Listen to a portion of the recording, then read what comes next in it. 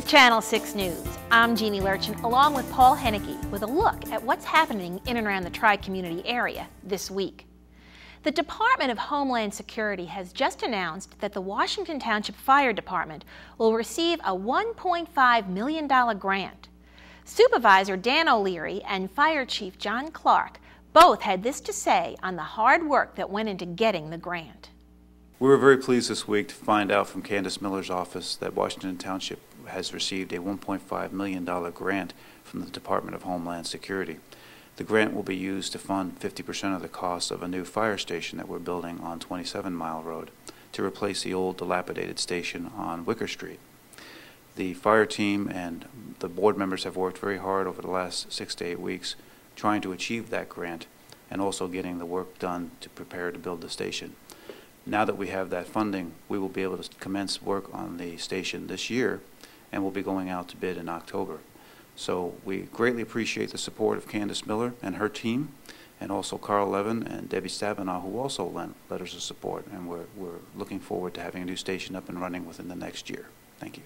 I'd just like to reiterate what Supervisor O'Leary said, and we're very pleased to receive the grant notification that the Township's been awarded $1.5 million for construction of a new fire station, which is 50% of what the cost will be for that station.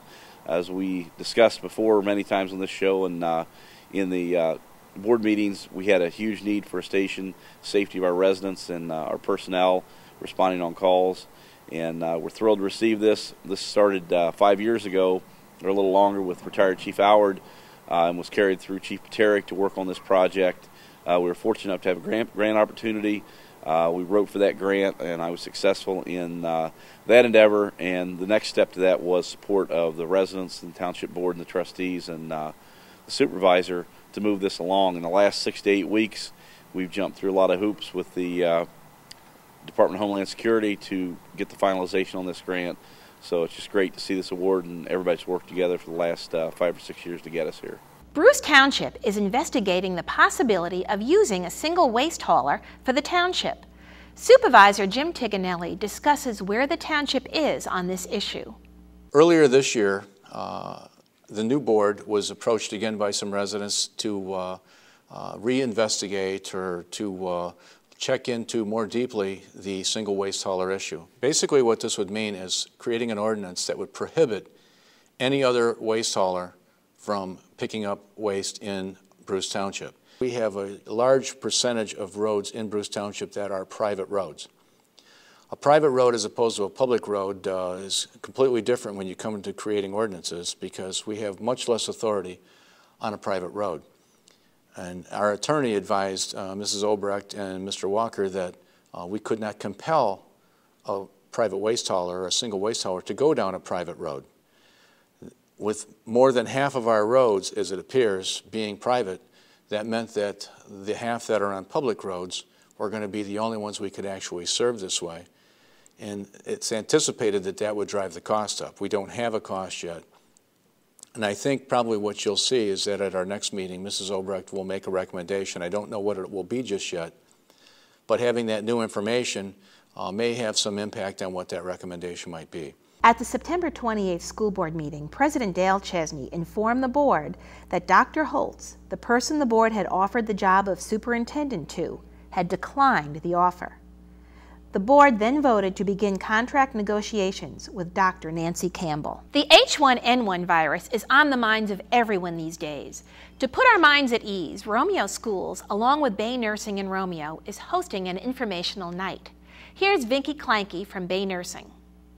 I would like to announce that a parent informational session on the H1N1 influenza is scheduled for October 8, 2009, from 7 to 9 p.m. at the Romeo High School Auditorium, presented by Rita McDonald, registered nurse. She has her Master's in Science of Nursing and Certification in Education.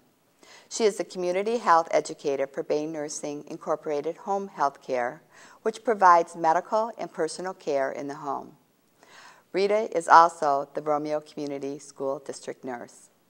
The Macomb Intermediate School District has been working closely with the Macomb County Public Health Department to provide education on the H1N1 influenza.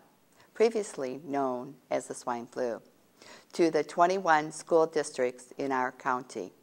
The parents' informational session will be videotaped by Channel 6 to be shown to the public at a later date and time. The following topics will be discussed and the handouts will be provided.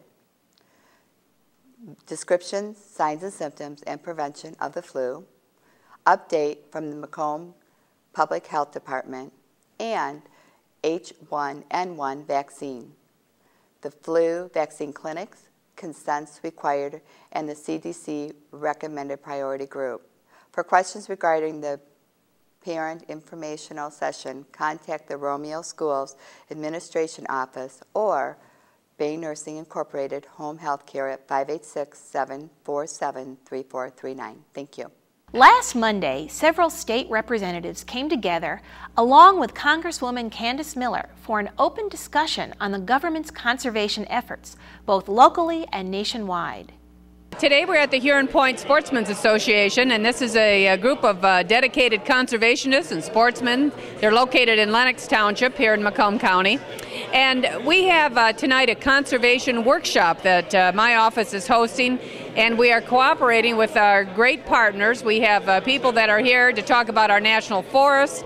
We have folks that are here from the Clinton River Watershed Council. We have folks that are going to be talking about all kinds of conservation efforts in regards to clean water and protecting our Great Lakes. And, you know, we have so many sportsmen's associations and great environmentalists and great conservationists that are here in Macomb County and all the way running up into the Thumb area. And so what we thought would be a great idea is to sort of pull them all together and try to give them all the resources that we possibly could, tools really, to help them to be able to do what they really want to do, which is what every Michiganian wants to do, and that is to protect our fantastic environment. And so that's what's happening. This is our second annual. We actually started this last year. We had great participation, and there was a call for us to repeat it, so we are doing that again tonight. And I'll be making some remarks tonight about a principal advocacy that I have, again, of course, and that's protecting the Great Lakes. I'll be talking about some of the things that are happening in Congress, ballast water with invasive species issues, various things that have happened for us to be able to make sure that we protect our magnificent Great Lakes. SEMCOG, the Southeast Michigan Council of Governments, along with representatives from Macomb County, Washington Township, and Sheriff Mark Hackle, held a news conference to discuss a new deer crash awareness program. Did you know that most deer crashes occur in the early morning between 6 and 7 a.m.? Or that in Macomb County last year there were 638 reported deer crashes, and that comes to about 2 deer a day.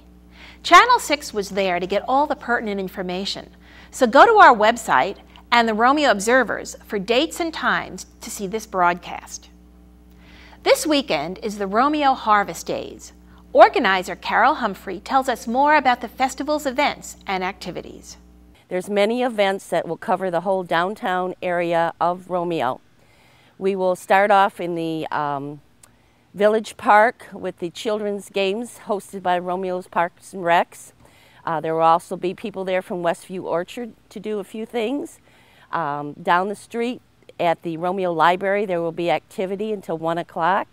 Up and down Main Street you'll find many things going on. There's many charitable events going on hosted by the various charities within Romeo, the Kiwanis, the Lions, the Masons, just to name a few. Masonic Temple will be holding our chili competition this year. It will start at noon and go till 4 or 5 o'clock. So if you think your chili's the best, you need to enter. It's $10 and a lot of fun. All you need is a crock pot full. At Lions Field, beginning at 10 o'clock, will be a scarecrow building for little children. We've asked that you bring either a footed pajama, toddler size, for your child to stuff, or pants and shirts that are sewn together so that it holds the body of the scarecrow. We will provide the heads. They will be pillowcases, pouches that will be, your child can draw the face on.